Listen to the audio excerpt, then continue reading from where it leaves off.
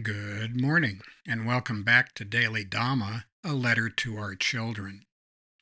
Today is May 21st, and our reading is Forward into the Past. We're marching to Shibboleth with the eagle and the sword. And that is the Firesign Theater from the album Don't Crush That Dwarf, Hand Me the Pliers. Secret passwords are no substitute for rational thought and discussion.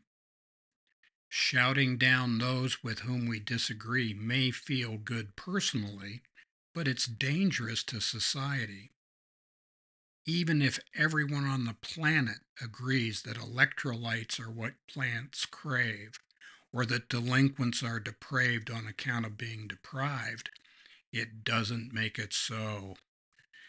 We should believe half of what we see and none of what we hear. Not for sure.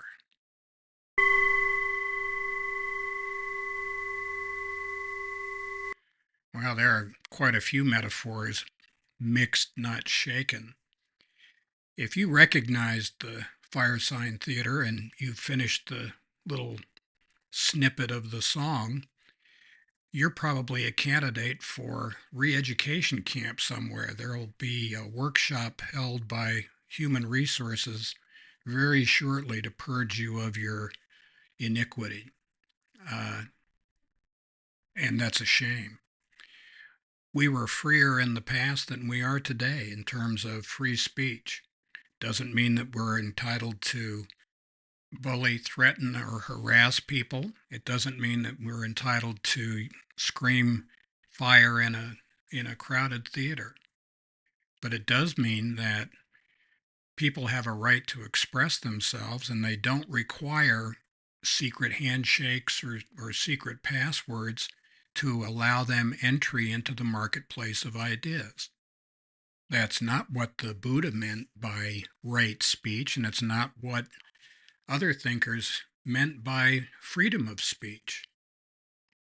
We have some responsibilities to the civil society, no doubt, but one of those obligations is to stand up for the right of people to say things that are unpopular. We don't need the heavy hand of government or self-righteous HR divisions to hector us into being the right kind of person.